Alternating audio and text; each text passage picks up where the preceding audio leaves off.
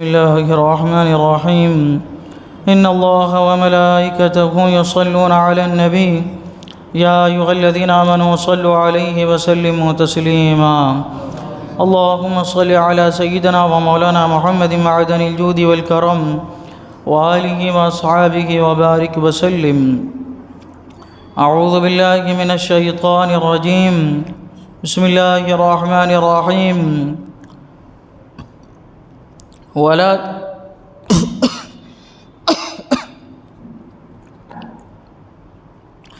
ولا تقولن لشيء إني فاعل ذلك غدا إلا أن يشاء الله واذكر ربك إذا نسيت وقل عسى أن يهديني ربي لأقرب من هذا رشدا. اور ہرگز کسی بات کو نہ کہنا کہ میں کل یہ کروں گا مگر یہ کہ اللہ چاہے، اور اپنے رب کی یاد کر جب تو بھول جائے، اور یوں کہہ کہ قریب ہے کہ میرا رب مجھے اس سے نزدیک تر راستے کی راہ دکھائے گا.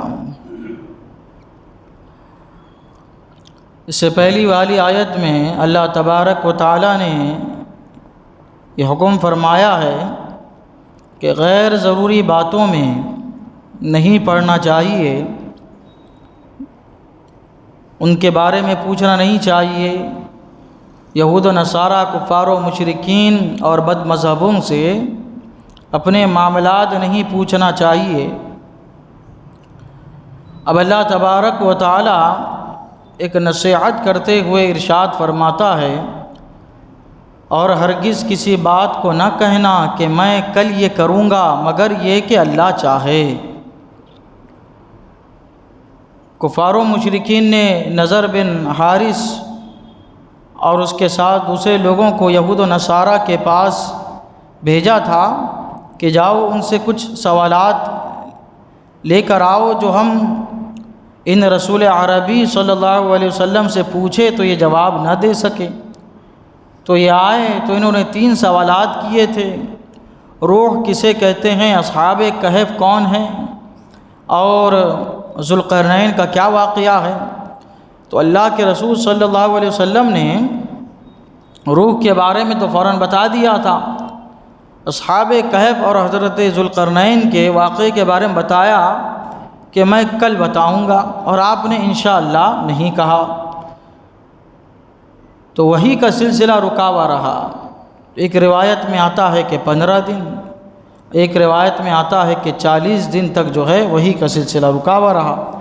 اب اسی میں جو ہے کفار و مشرکین خوشی میں مگن، دیکھو ہم نے ایسے سوالات کر دی کہ جواب ہی نہیں بن پا رہا ہے انہیں. تو اللہ تبارک و تعالیٰ نے پھر جو ہے 15 دن کے بعد یا 40 دن کے بعد سورہ کہف یکبارگی نازل فرمائی. اس میں اصحاب کہف کا بھی ذکر ہے، ذوالقرنین کا بھی ذکر ہے، مزید اور ایک واقعے کا اللہ تبارک و تعالیٰ نے ذکر فرمایا. اب اللہ تبارک و تعالیٰ نے جب یہ سورت نازل فرمائی تو اس میں جو ہے اس بات کی طرف بھی اشارہ فرمایا کہ تاخیر کیوں ہوئی ہے.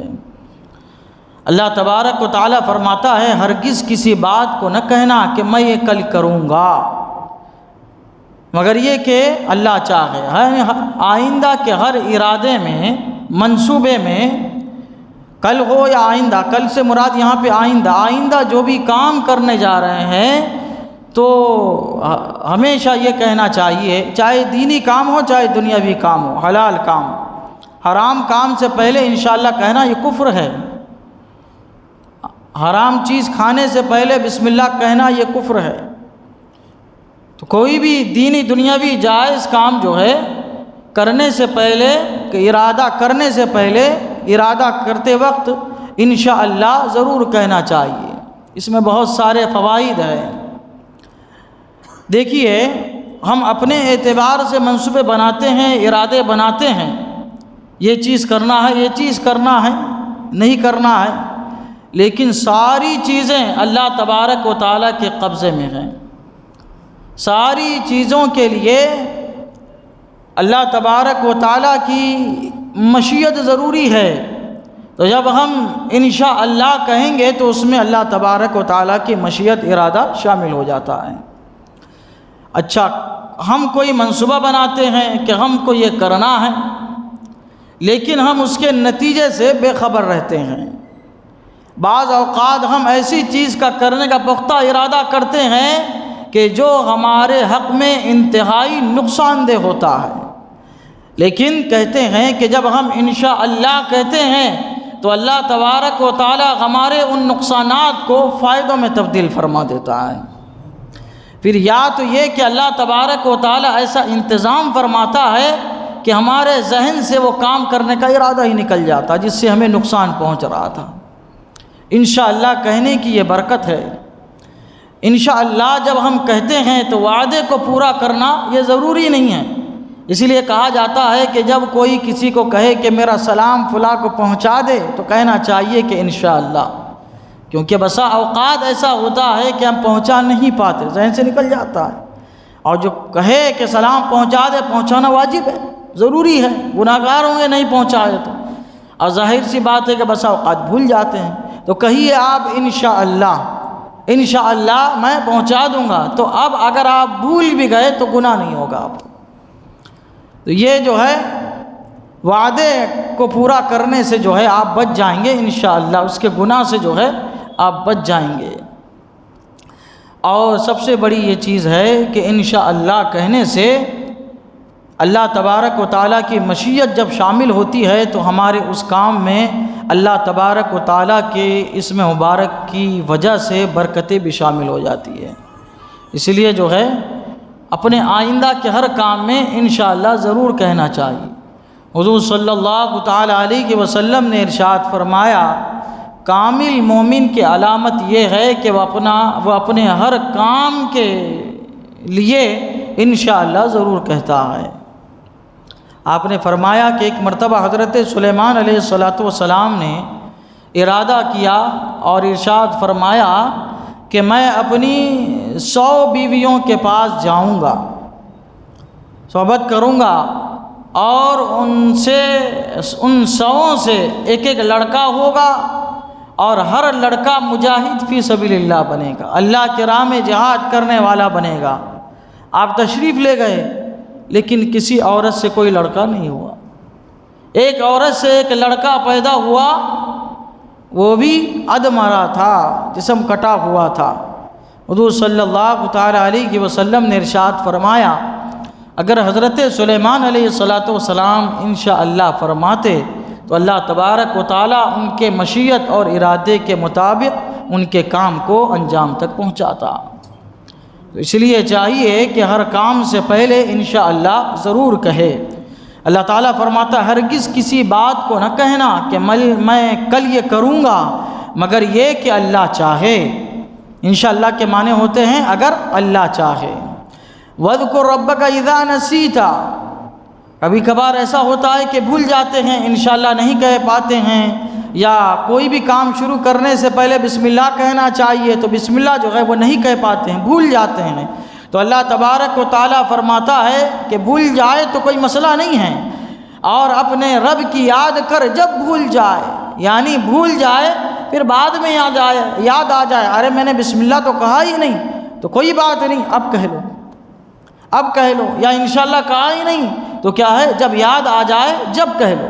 کبھی کبھی آدمی دنیاوی کاموں میں مگن رہتا ہے، نماز کا وقت آیا چلا گیا، معلوم ہی نہیں ہوا، پھر ذہن میں ارے نماز کا وقت آ کے چلا گیا، تو کہتے ہیں جب یاد آ جائے جب پڑھے۔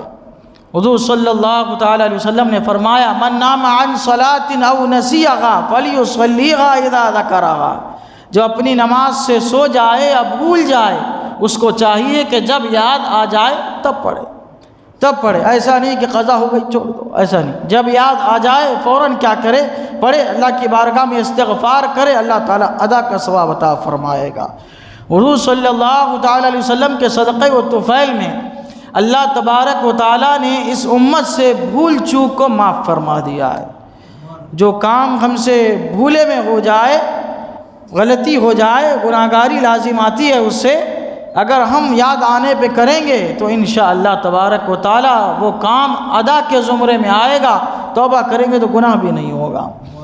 اللہ تعالیٰ فرماتا ہے، اے محبوب اپنے رب کی یاد کرو جب بھول جاؤ۔ یہ حضور صلی اللہ علیہ وسلم کے واسطے ہم سب مسلمانوں کے لیے پیغام پہنچایا جا رہا ہے۔ یہ خطاب حضور صلی اللہ علیہ وسلم سے ہے، لیکن امت مسلمہ کے لیے پیغام ہے۔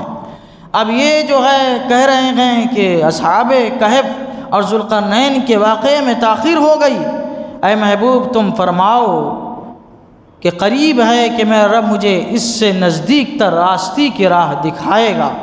یعنی اللہ تبارک و تعالیٰ اصحاب کہف اور ذوالقرنین کے واقعے کا علم تو اللہ تعالیٰ نے مجھے عطا فرمایا۔ اللہ تبارک و تعالیٰ ان قریب مجھے عالم ما کان و ما یکون عطا فرمائے گا، علوم اولین و آخرین سے نوازے گا اللہ تبارک و تعالیٰ، یعنی سارے علوم سے اللہ تبارک و تعالیٰ مجھے نوازے گا۔ اللہ تعالیٰ آپ کے بارے میں ارشاد فرماتا ہے وَلَلْآخِرَةُ خَيْرٌ لَكَ مِنَ الْأُولَىٰ، اے محبوب آپ کی ہر آنے والی گھڑی پچھلے گھڑی سے بہتر ہے۔ ہر لمحہ آپ کا مقام و مرتبہ، آپ کا علم، آپ کی شان جو ہے وہ بڑھتی چلی جاتی ہے۔ اللہ تعالیٰ کی بارگاہ میں دعا ہے قرآن شریف سیکھنے سمجھنے اس کے مطابق ہم سب کو اپنی زندگی گزارنے کی توفیق عطا فرمائے۔ اشہد ان لا الہ الا اللہ واشہد ان محمدا عبدہ ورسولہ، صلی اللہ تعالی علی سیدنا محمد وعلی آلہ وصحبہ اجمعین برحمتک یا ارحم۔